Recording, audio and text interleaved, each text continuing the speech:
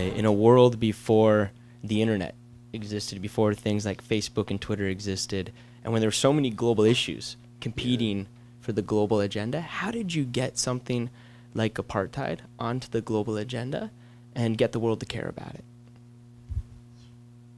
We didn't do anything, in a sense. I mean, I think we have to give a great deal of credit to the world, you know, and it isn't that, I mean, one is sort of buttering you up to say we would not have gained our freedom without the incredible support that we got from the international community.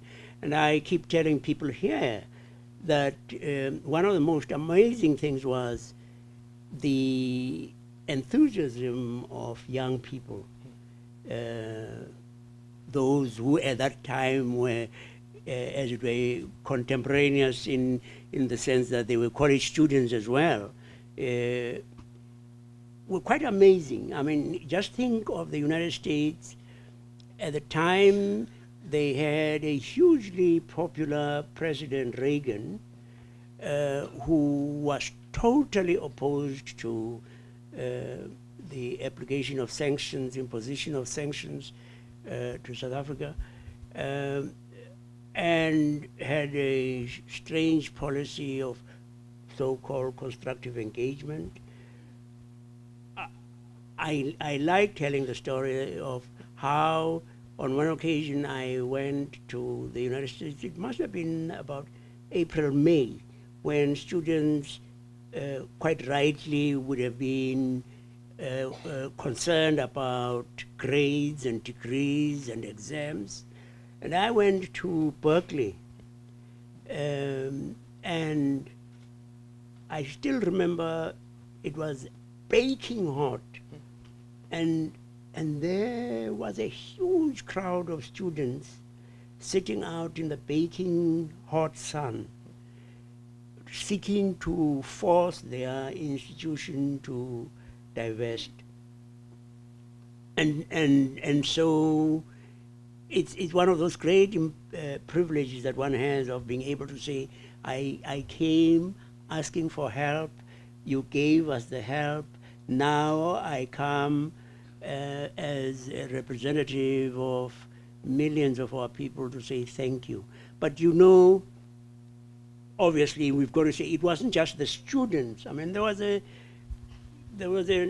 magnificent movement of Free South Africa movement, the anti-apartheid movement in the States, and there were very, very many other people. But I think, I mean, that one does have to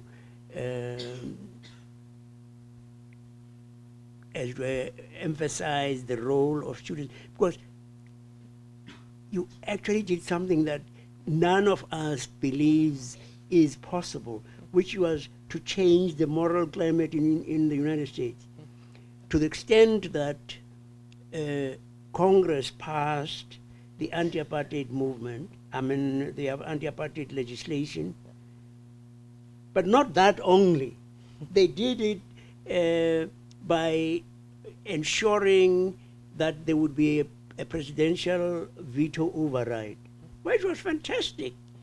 And I mean, now we sit in a free South Africa, yes, free South Africa, but yes, South Africa after apartheid, but largely because of the incredible support that we got from the international community, and especially young people. And I want to say this because so frequently, quite rightly, I mean, you are somewhat appalled by the magnitude of the problems that face us. I mean, say you've been to India, you've been to Burma, and you say, look at that poverty. What can we do about it? Well, look at apartheid. And the apartheid government was supported by the English. I went to 10 Downing Street. I'm not dropping names. But I did go and met with Margaret Thatcher, and she was very, very charming. I had about a 15-minute meeting with her, and she was wonderful. I mean, we had tea, and in the 50 minutes, I think she spoke 30, and I spoke maybe 20.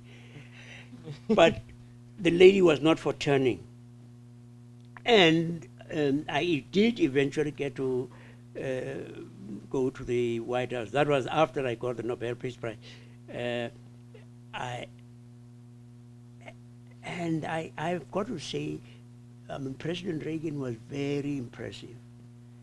He had Scholes and all Bush Senior and all of these, his cabinet around him. And you know, not a squeak from any one of them. He was in charge, and I kept looking at his shoes. They were shining like nobody's business. But he was amazingly on the ball. And the only time any other member of his cabinet said anything was when, "Is that not so?" The president says, and then they would say, "Yes, yes, President. Wasn't that so?" "Yes, President." And when I got out in the media, they said, "Did he have any cue cards?"